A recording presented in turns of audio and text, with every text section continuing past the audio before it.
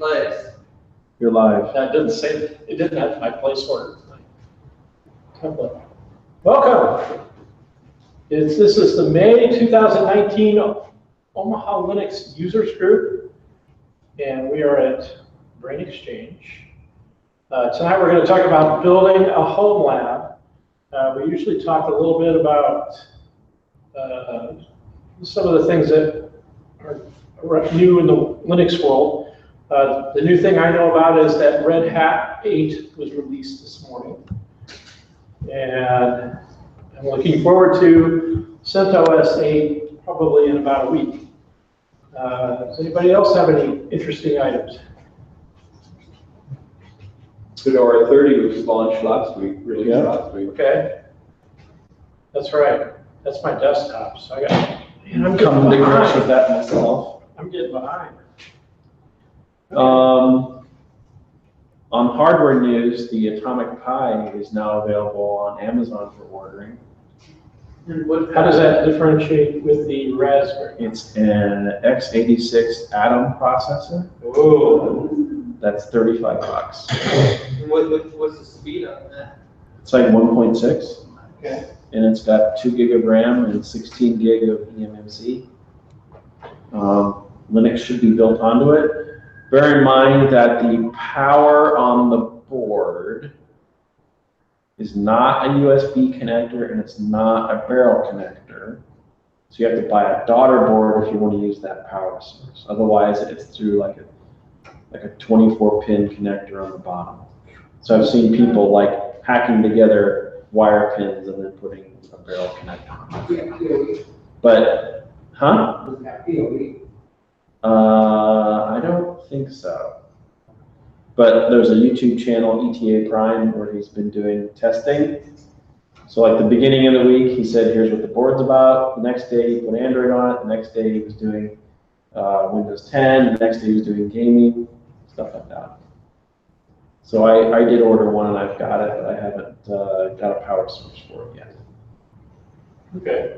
How many, is it 5 volts? How many amps does it take? It's 5 volts, 4 amps. 4 amps. So it's just the Intel 6000 or 5000. Because it's essentially the Atom SBC chip combined thing. So I will try to look up more info for later. Okay. How many people came to KernelCon in April? At least Sorry. 2 of us. Could not make it. I thought they did a good job, Teal. What do you think? Yeah, most definitely. I think my favorite part was they had the different colored lanyards, so that if you didn't want people taking pictures, you put on like the yellow lanyard and you don't take pictures. And also the talks weren't recorded, and so like the comment that we got from most of the people giving the talks is, hey, this isn't being recorded, so I'm going to show you this, that, and the other thing, because otherwise people would be getting talks. So there was that. In the workshops, I went to the one with the ESP32, where they show you how to hack it on a little Game Boy style form factor. It was a very, very, very well thought out class. I did 2 clinics, and I won't do that next year because I missed a lot of talks. The only talks I saw were at the end of the day when my clinics were wrapped up. But I had 2 clinics from NARI, Nebraska Application Research Institute. These guys do a whole bunch of things with security and penetration tests for building controls. And I learned a lot about how secure your building controls are, probably not. How secure your auto is secure, probably not real great. And I did a exercise with penetration, detecting a penetration test, or with the and then another day for Wireshark, which was a lot of fun. So they did a really great job. I think they said that they're going to make the workshops and the clinics on separate days so that they don't impede on the actual talks. I think that would probably work. So anyway, and also I got a snazzy badge. I didn't bring the badge today, but they had circuit board badges, and then there were add-ons in a soldering village that you could go add on all the way through. So it was fun. All right, let's go talk about home labs. Specifically my home lab.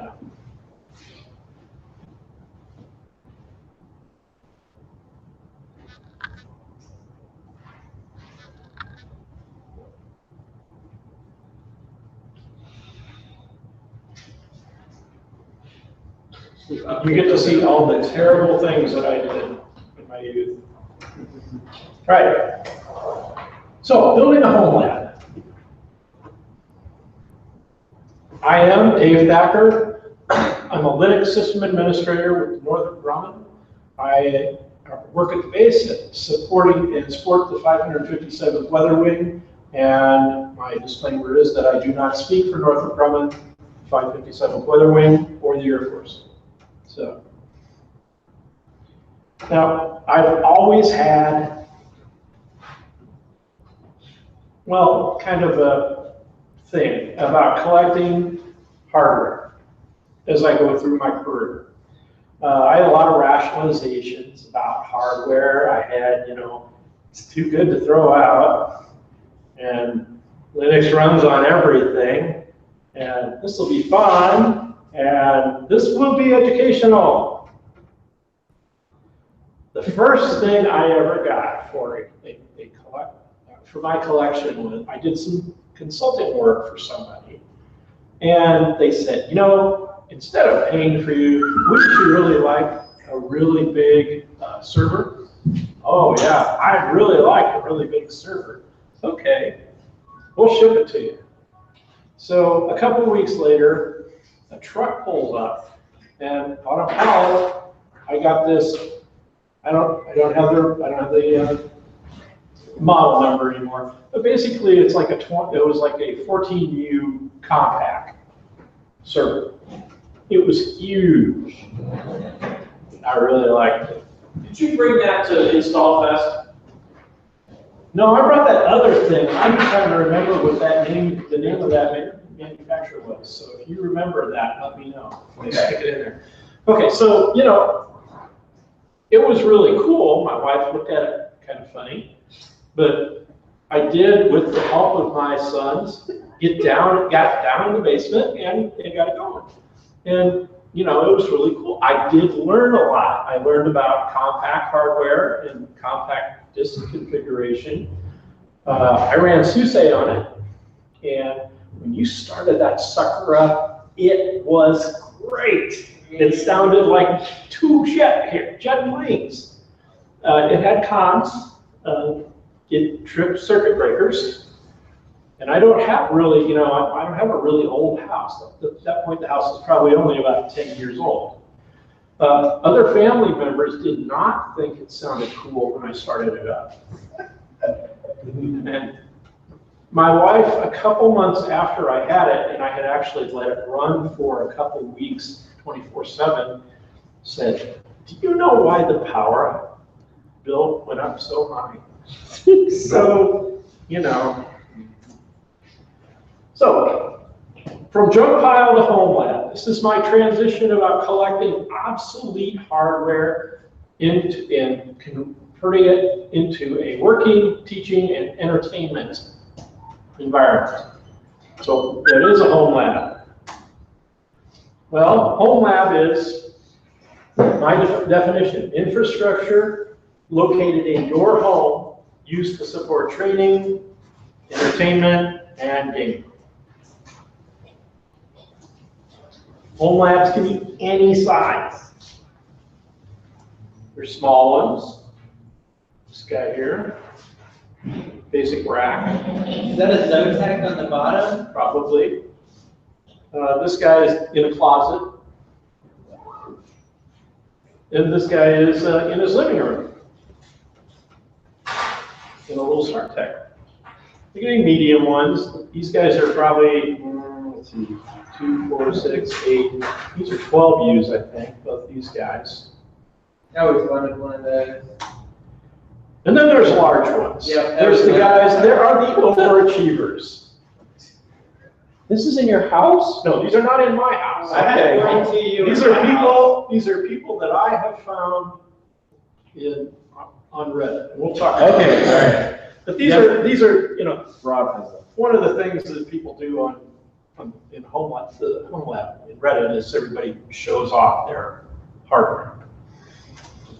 Anyway, so starting out, my first try was what I would call big iron. I had an AIX server, I had a Solaris server, I had that compact server, I had that big thing that I can't remember the brand name. It wasn't the Deck Alpha, was it? It could have been, yes. It was a Deck Alpha. That was me. That was you? You had the Deck Alpha? Oh, you had it?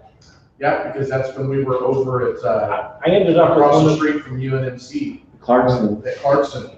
Oh, I wheeled that in and heated up the place. So, you know, they're big, they're heavy, they make a lot of noise, so it was not working well. My second try is what I would call lots of PCs. So, you know, it's easy to find used PCs, and Linux runs on everything, so I had a PC for everything. I had a postfix PC and Myth TV and a MySQL server. And for network, I scavenged old switches, and I had lots of CRTs. Lots of CRTs. This is not my picture, but this is not far away from what my basement looked like there. So I did some refining because things were not working well, and I found out about virtualization. So I wanted to, you know, I didn't want to have individual PCs anymore.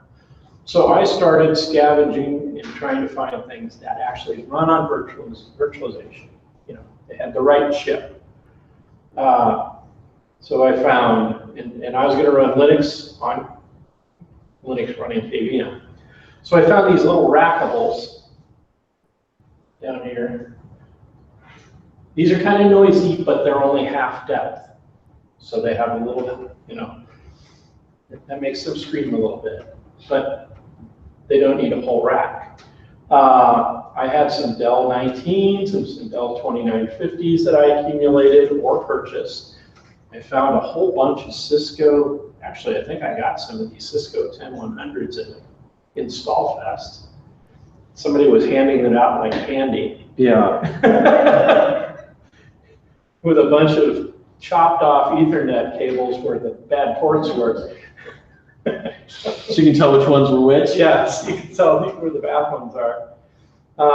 And then I had to get in a rack system. I had a bunch of telecom cabinets that I got from one of the companies that I worked for that was pulling out of there. And I took 4 of those. And I made them into, I used 3 of them downstairs in the basement. So,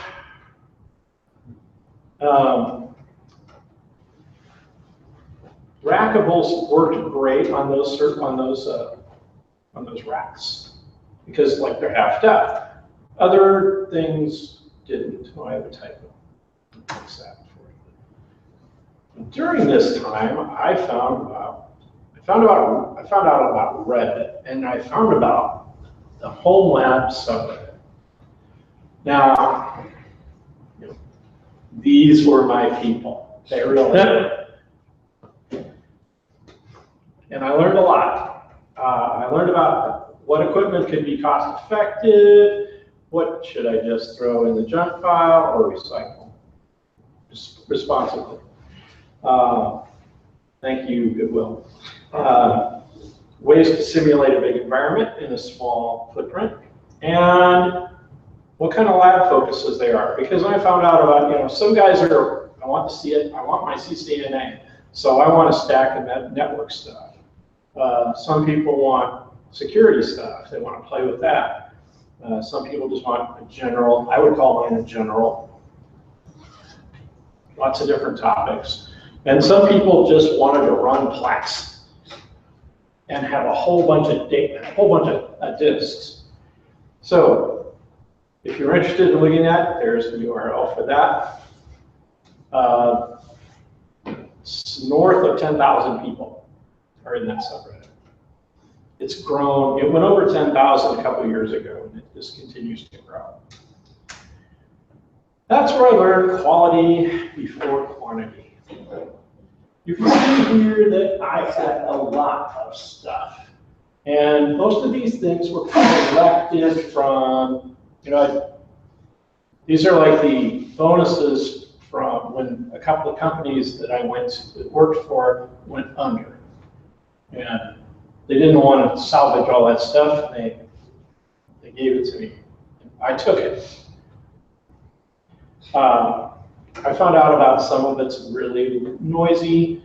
I also at one point had a 42U rack in the basement, and I got rid of it because I didn't want it, it was too big. And I didn't want a 42 rack full of equipment, really. That was a pain to move, and because of all the employment situation, I might be moving soon, so Just because you have a 42U rack doesn't mean you have to put 42 units in it, does it? well, you really? Hey, there's enabling, so you gotta think about that to try to limit yourself. Just like the time it takes to finish a project. Meets how long you allocate to it. Yes. So it was time to thin the herd. I have a big one. So, Oh, I see. Okay. this time was like, okay, I'm not just going to cut, I'm going to think about what I'm doing here. What do I want to learn? Well, Linux, virtualization, and networking, and security, and storage. What are my limits? I really only wanted one rack. I only wanted it to be half height. So I ended up with 20U. I was willing to get another, I was willing to wire in another 20 amp circuit into my main breaker, but I didn't want to do more than that. I didn't care that it had to be perfectly quiet, but it had to be quiet enough so that I could be upstairs and not hear it, if it was in the basement. And because I was going from job to job to job and kind of wondering how things were going to go, I wanted minimal licensing expense. And I didn't have a gigabit network. I was on 10100 all the way over, and that was starting to get kind of slow. And I wanted a full depth rack. And you can see here, that's why I wanted a full depth rack. Gravity will do what it needs to do. One morning I was moving things around with a couple of my 2950s, and I slid them back too far, and boom, there they are. Oh, the whole thing went. The whole thing went back. You can see down here, these two wheels are sticking up in the air. Oops. Yeah. So, do it yourself to cut rack expenses. I found this guy here.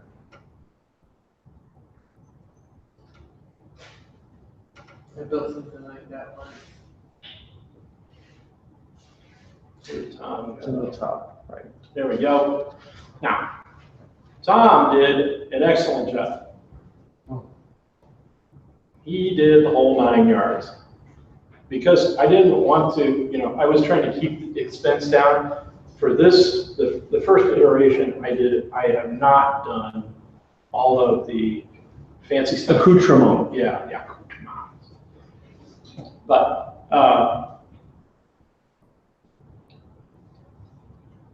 it was, I can always get better. I can always fix it later, right? So let's go back here.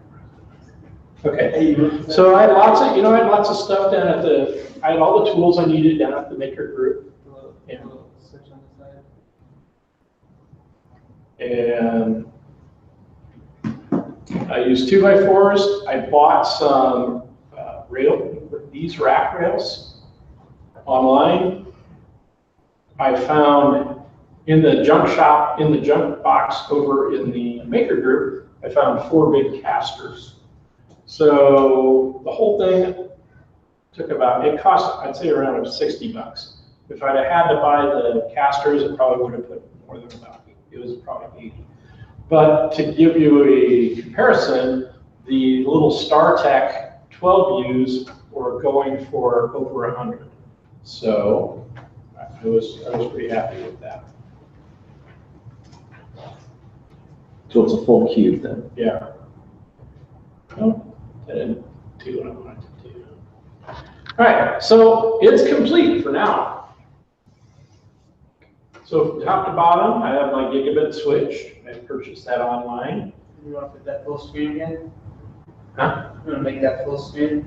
Boop. Go back, go down, go to the left. Go to the There you go, and then go to right where it says exit. Move your mouse.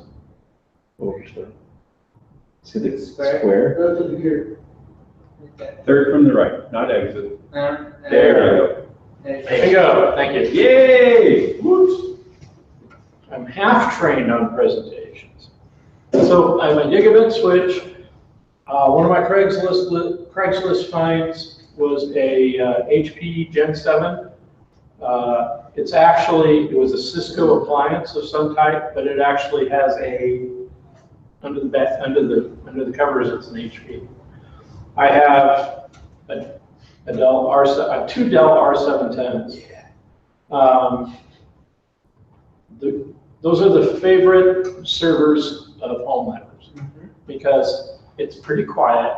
It doesn't suck a lot of juice. The more stuff you run on it, the more disks you run on it, the more it's going to use. You have about 24 cores in that. Yep.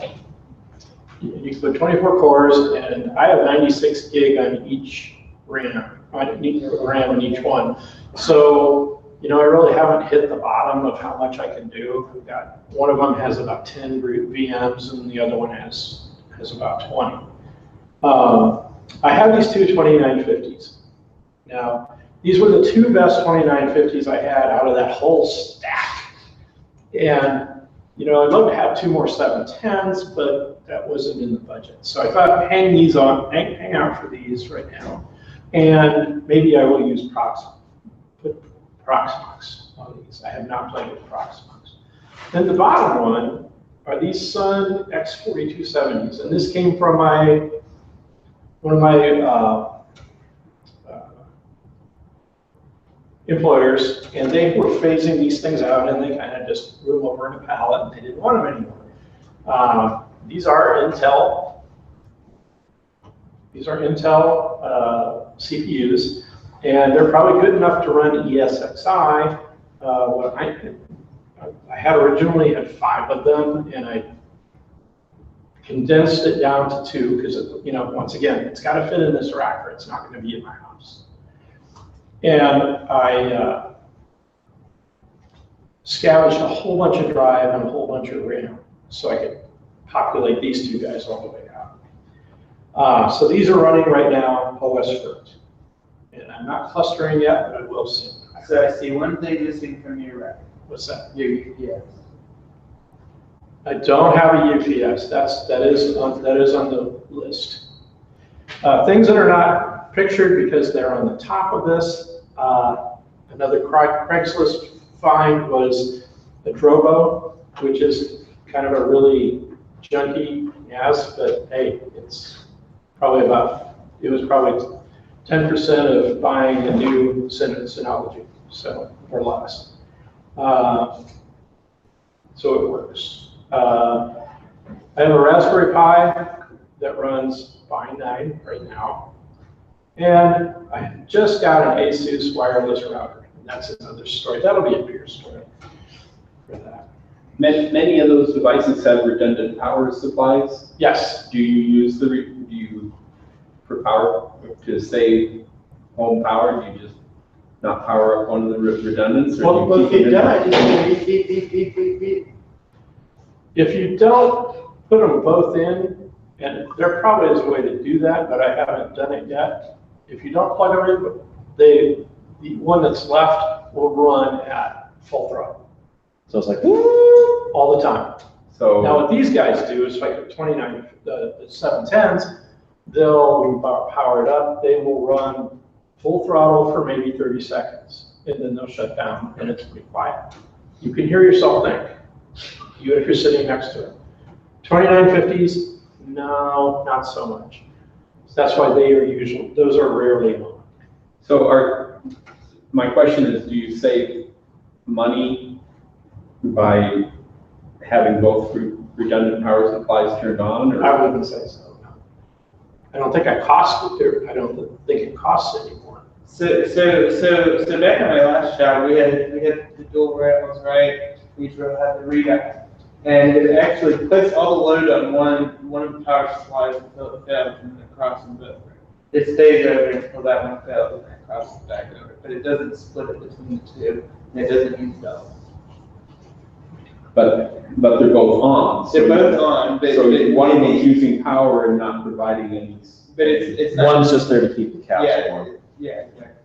But it's not sucking the same amount of juice as the other. Not the same amount, but it is.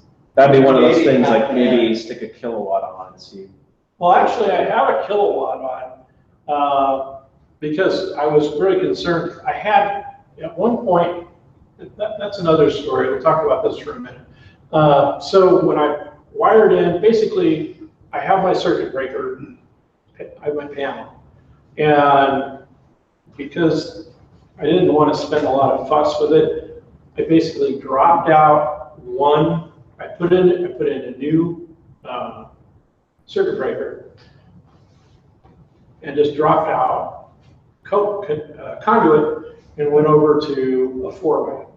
And I thought I would get cute, and I did a GFI. Now, I don't know. The GFI would trip periodically for no apparent reason. For a while, I used to blame my wife has this thing set up so the air conditioner during peak loads shuts off for 10 minutes to save OPPD some money. And I figured there was a surge or everything when that came back on, but I tried to verify that by watching the air conditioner, and that wasn't the problem. I don't know exactly why it was tripping, but I do know that it started in the winter, it wouldn't trip at all. And in the summertime, it would trip probably once a week, and then twice a week, and then 3 times a week, and then it was out. I pulled it out, and things have gone much better since then. So I have just a 4-way. Does your house have arc fault interrupters? That's an interesting question, but I don't know. You would know by looking in your mains panel, and you would see circuit breakers that have test buttons. Circuit breakers that have test? No, I don't. My house has arc fault interrupters. Can you retrofit that? Um, Circuit breaker by circuit breaker, or do you have to? Wouldn't you put that on the 2 mains? It's on certain circuits in the house. It's a pain in the ass. Is if like somebody shuts off the fan and the light in my front bathroom. Oh, okay. It trips that one and the next 2 next to it. Oh, okay. So we don't want to do that. But if you turn off the light, give it a second, and then turn off the fan, no problem. It's supposed to detect a fault arc. It's required by code. Yeah, on new houses. Okay. So they'd normally be used in a place of, our call would be more like in the living room, not for a bath. But, Well, bathrooms have GFI already, but it's Yeah, like, our call's different they're all than GFI. stacked and, well, sorry, Dave. No, that's okay. So went ahead and I talked to some of the people down at Maker Group who are a little smarter about electricity than I am. And I said, okay, here's my situation. And my question was, am I, basically I have 2 PDUs. I ran the PDUs in such a way that everything ran through 1 kilowatt for a period of time. And they said, all right, here's my load. Am I overstressing it? No. Should it stress if somebody trips something in the house? Maybe. Should I just replace the GFI? No, you should take the GFI out. So I did.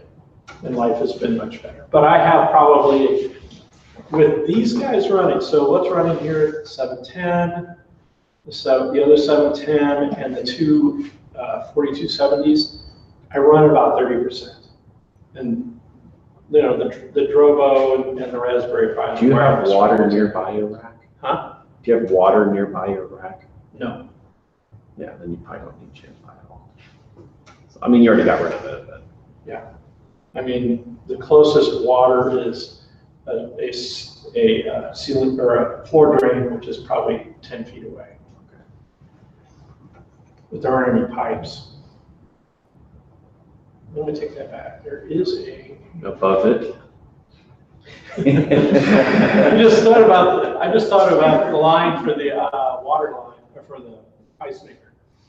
So Ooh, I'll just think about that. that's not the most high pressure hose. No, but it's copper and not plastic. So. Oh, that's good. All right, so what do you do with all this stuff? Well, I run a couple hypervisors. I'm running ESXi, just the free version, and OSFR, because I'm cheap on licensing. OS, I have mostly CentOS 6 and 7. The reason I still have 6 is because I work with a whole lot of stuff with 6. So, I play with things that I run into problems with at work. I have a couple, got Ubuntu. I've thrown up a couple of Ubuntus at some point, and I've got some Debian. I do not have any Windows. Probably will not. Things that I'm working on right now, I want to cluster up those OS verts. At work, we're going to be looking into IDM, that's Red Hat's identity manager, and the upstream for that is free IPA. So I'm setting up a free IPA right now. AWX and Ansible, and anything else I get curious about. Like right now, a long time ago, somebody had a talk about port knocking. I mentioned. And I thought, Is that Bill? this is probably 5 years. It's a long time. It's ago. been a long, it's like almost 8 or 9. Oh, okay. So it's I try that sometimes. So I've got to, throw up a VM and go play with it. And then if it, like they say at the, when they're talking about DevOps, sorry, these are cattle, they are not pets. If I don't want them, they're gone. I don't care. I don't get sentimental. That's something I used to do 15 years ago. I don't do that anymore. Future plans, Thacker, Kubernetes, OpenFreeNAS, because I really need a better NAS situation problem. And FreeNAS is fun. Plex or Cody. Plex, I don't know how much Plex costs these days. Plex is free. Isn't there a license involved with that? A one-time license? It has to do with how it gets shared on the internet. Oh, okay. Like if you wanted to share your library with somebody or something like that. Okay. Or using the mobile app to access your files. Okay. I believe that is the purchase portion. I don't do a lot of streaming video on my phone, so. It sounded like you said screaming video. Yeah, and if you did, you could just rig up Red 5 and throw it on and interconnect and you'd be good. Question. Yes. So, you're looking at free NAS, is that to do your, like iSCSI stuff? Or, okay. Any And thoughts, I'm open to alternatives. any thoughts on OpenFiler? I haven't looked at that in quite a while, but. No, but you know, that's a situation where I'd try both and see what Okay. because one thing that is not, that my lab is not, it is not resting storage for in the house. I've got something else for that. And I keep the, you know, lab stuff. It's like production and development. Right. You know what they say. The wife acceptance factor. Well, yeah. Amen. Okay. You should. Well, one of the things I've heard from the home labbers, you know, is whatever you do, don't take Plex down. Yeah. Especially while your wife is watching Game of Thrones. Yes. I would say start with FreeNAS because it's got all this like stuff inside of it, Okay. like for storage. I haven't actually done it, but there's a lot of plugins for FreeNAS that do all kinds of things. You know, if I had a grant, I'd go buy a 5-base Synology and just, I'd be done. If I had 10 grand, I'd get it pure storage. Because it was just, you know, Synology, I have Synologies in my wife's office, and it's just Oh, there's something, nice. especially the replication feature. All right, so you want to do this. So where do you find your stuff? So sourcing your lab hardware. If you're looking at servers, you want to try to find the less power hungry and noisy options. So if you're working with HP, it's probably a Gen 6 or later. And if it's a Dell, it's a Gen 11 or later. A Gen 11 is usually an R710. People really like R710s. There's a million of them. There's a million. There's a lot of parts available. Oh yeah, tons of stuff. And as far as I'm concerned, you know, I've worked now with out of band on Sun, out of band on HP, and out of band on Dell. I like Dell much better than either of the other two. It's much easier to deal with. And with the R710, I set up a whole infrastructure in a box as to demonstrate to people. I think it's super powerful. Yeah. So Super Micro has, you know, there are some available. There's some gotchas on how using that. And the best thing I can point you to is the Home Lab Reddit wiki, because it's got a ton of information. You know, tables of what works and what doesn't, what's compatible and what isn't. One of the things that happens, you know, when you go from one gen to the next gen, something may not work quite the same way. Your iDRAC may not work quite the same way. Your phone, your Dell, your disk holders may not do the same way. So you have to watch out for that. Disk drives, I really like the Backblaze reliability reports. Newegg has 10 terabyte Western Digital Red right now for $250 each. They have blue ones for 2 terabyte blues for 50. Yeah, 10 terabyte. I know, but see, like I said, we're not in the data. I'm not in the data. I look at 10 terabytes and go, that rebuild time. Yeah, exactly. That's one of those system administrator things. Look at all this storage. Look at all that recovery. Yeah. So network ubiquity, that big is nice. A lot of guys run PF Sense. Some guys run pfSense as a virtual machine. OpenSense is a lot better. Can try that. And DDWRT if you're using little plastic routers to make them a better. So OpenSense. OPN sense. Little plastic router. Well, I just bought it. LPR's back, baby. What 54? I just bought one, so I can't say too much about that. But sourcing your software. So hypervisors that are free, ESXi Basic. So what's the difference between ESXi Basic and buying a license? Well, you can't vMotion anything. You can't, I think there's some storage and not connection information or restricted. You don't get vCenter. And so what I use it for is I throw those things up. I really don't end up moving things from one to the other.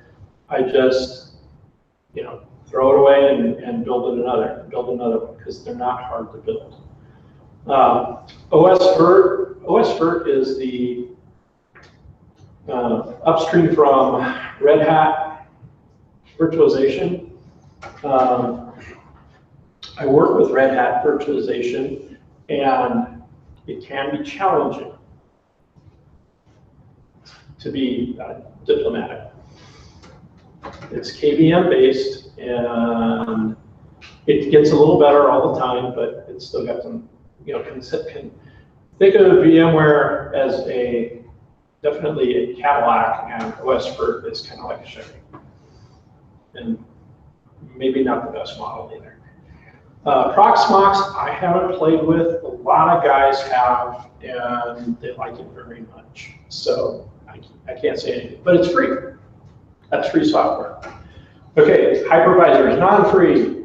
Well, VMware is non-free. However, you can get a subscription from VMA, the VMware user group, and it's $200 a year, and you will get everything. Your restrictions are, do you know? It's either the number of CPUs or the number of servers. I think it's CPUs. I think you can't go more than. That would make sense. Something like you can't go more than 6 or 8 or something like that. But definitely you can get a couple of hypervisors spun up. And all the other VMware stuff is in there. So in that license, vCenter is in there, the conversion tool is in there. There's Horizon, which is a virtual desktop, is in there. So if you want to play with all that stuff, $200 a month, or a year, sorry, $200 a year. Another good free one is Zenser. It used to be. Well, everything before 7.6. I think there's still a free version, but Zen Cloud Platform XG, that's totally free. And The version 7, once you hit version 7, you can't run that on R6 or 710. You need 7.2. 7.2. Anything above 700. Weird. All right, software. Well, free software for all Linux guys, right?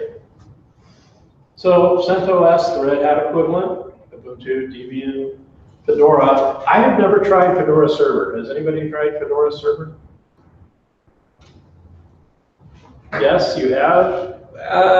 Bleeding edge. It's more like everything. Uh-huh. Maybe you could choose the one you download that sort of brought a server in, or just stuff from it, but Okay. not from install. I think out of all the, one of the things I said is there are just too many cool things to do and not enough time to do them. And so I would much probably rather play with CentOS or than with Fedora.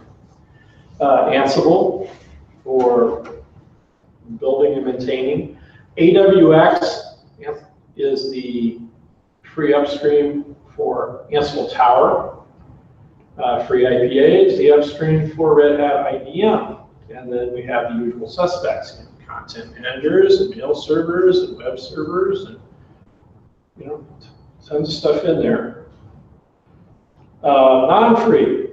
So I talked to some guys on Discord about, so what do you do for your Microsoft licenses? And by the way, this has to be legal. And one of them said, well, you could get an MSDN license. And the next comment was, yeah, if 10 of us gave us $100, we could all have the MSDN license. No, I don't think you can do that, but I know that it's very expensive.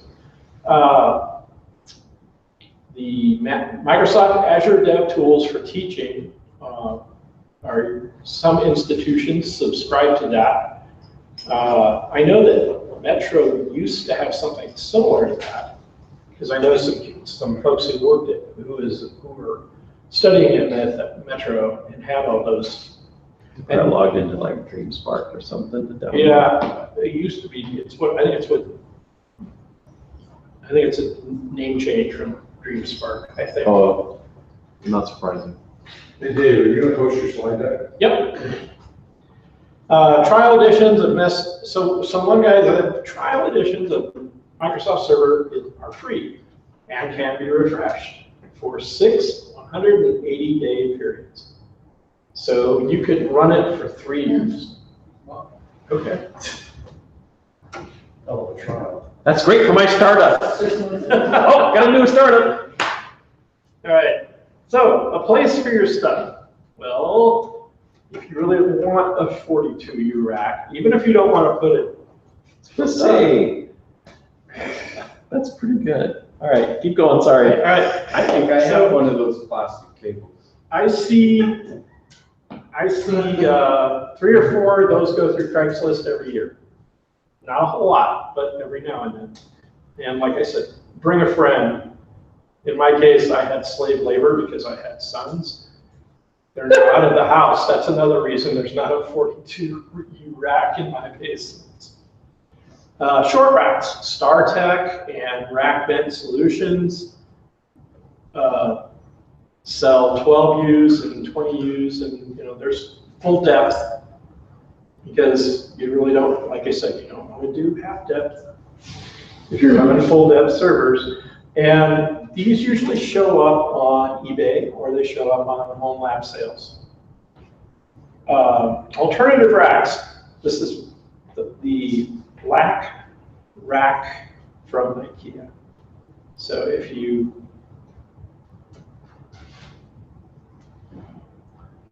for $10, you have a table that's pretty much the correct width for a rack. And then other people have, kind of decorated those.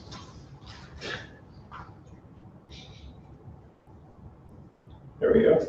So there's the Googleplex. Now, I can't imagine this guy's got his underneath. It looks like he's in living space, and it's 229.50, so I don't think he's got a high wife acceptance factor on this particular installation. And then the last thing is do it yourself.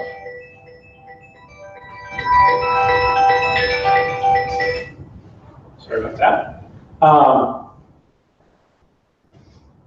And I do that again. Actually, there are a couple of flaws in my original one. They're not big enough so that I want to do it over, but they irritate me enough that when I get some time and round to it, I will probably do that. One of my complaints about mine is I tried to get the straightest 2x4s that I could, and no. And I'm sure with humidity they get worse. Probably. Though it's not really humid down there. Well, if anybody's looking for 42U racks, I'm gonna have a couple of them this year, grass. Okay. only do a couple 42U racks. One is bolted down, the other one's on wheels, the other one's an old compact rack. Oh, that's the one I had, the big Tams. Oh man, that thing was heavy. Don't know, it's in one of my locations. I think I got that from Swackhammer. Everybody's had their one. And then I had it for a year and a half, so I gotta get this thing out of there. And I put it on free. And some guy, he was amazed that I didn't want any money for it. No, I just wanted it out. Yeah. Bring help and get rid of it. Yeah, please. All right, thank you for listening. Any questions? Yes. One thing about HP, I noticed, two things, they both split up between HP and HPD. Yep. It's a major headache. What's worse is you can't get firmware updates from HP unless you, in our current circumstance, have to pay $2,000 for a server that's not even worth $2,000. Mm-hmm. Is there solutions to that? Like, I is there haven't some seen kind of that. like HP users group, like you could pay a lot less? There may be some sharing going around, but I couldn't tell you where exactly, because I haven't played with it. Dell still lets you upgrade firmware. That's one of their advantages to Dell stuff. I have a website once with the HP firmware, but it was like 2 years ago, and I don't remember what it was. Then it was free. Get out of there. Okay, other questions? So I have a sacrilegious question. Sure. Suppose I live in a small house and I'm cheap. Is there like an online place where I can go and practice whatever aspect of all these things you can do in your home that way? Practice virtual machines. Are you time sharing out? AWS. Yeah. Linux Academy. Linux Academy, there you go. Edge. We heard of it. I've got a friend who likes a cloud guru. Is that any good? I don't know about that. Okay. Linux Academy has good labs. Well, Linux Academy is, And they're doing a sale right now. It's like $2.99 for the year. it's Linux $2.99. Academy. It's $2.99 for a year. They will give you, Azure, AWS, Yeah. and 8 credits, so you can use 8 single CPU machines, or combine it. yeah, combine them for different variants. So you can end up running, I've run as many as 4 because some of them are really lightweight. But they do turn them off after a while. You just gotta keep going in there. And hit it, Yeah, I have one I had to refresh this morning. I got my email and it said, you have 1 day before the playground server gets turned off. Oh, okay, so I logged in there really quick. So my playground servers turn off after 5 hours. Well, it shuts off, but also they'll retain the image for 45 days. And then they will. And Linode, they're having some sale over there too. I don't remember what it was. Canada Dry Crate. Yeah, I'm trying to get other junk things out of there. So, Oh wow, the prices have gone down. because I think the prices are coming down because first, the 720s are coming in now. And I think we're past peak RAM on the Bitcoin craze. So the DDR3s, I think, are coming down. I haven't priced it. 12 core, 48 gigs. Yeah, here you go. That's a nice one. 12 core, 48 gig. Probably not many drives. You could always talk, you could talk to the purchasing guys if you want to. If you got something you want to replace. They aren't the fastest, but they're powerful. So there's a million of them.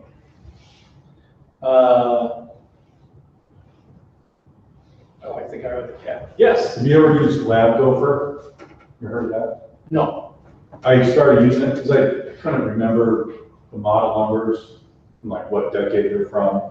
how they perform, but what it does, labgopher.com, I believe. I have used that, but I haven't looked at it for a while because I haven't bought anything, but that was great. So it's still there?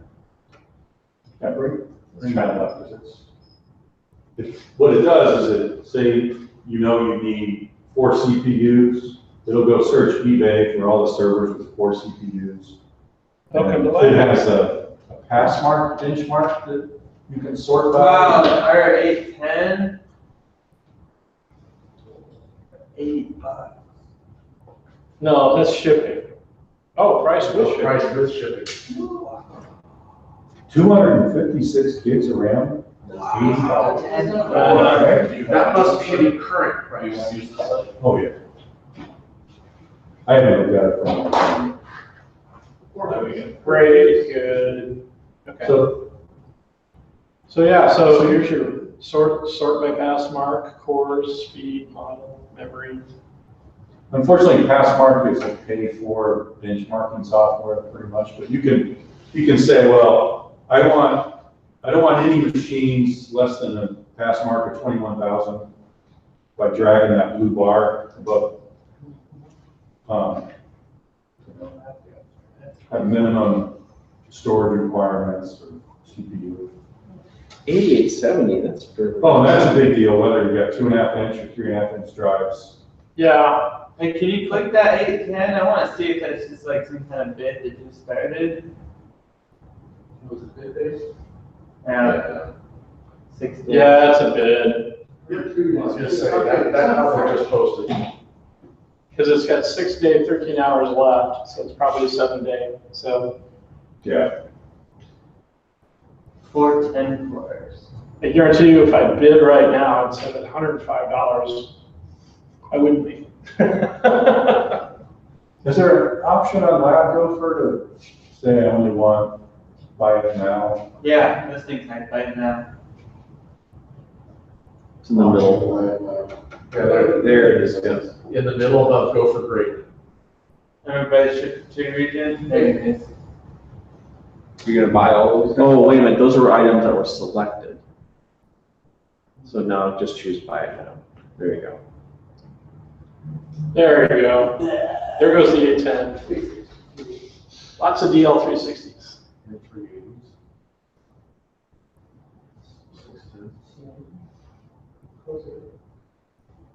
I'm kind of, seriously thinking about Four though. a 610 for my gas. Because I Can you hear a ching as you purchase this right in front of us? I'm not going to get that soon. You want to end the presentation? Yeah. And we'll stop the video so you can get a card out. Okay. No. Yeah, maybe she said it. I need to. That has not been budgeted yet, and my wife is, She's an Ways and accountant. Means. Well, I'm Ways and Means, and she is Budget and Finance. And that has not been approved. All right, thank you guys very much.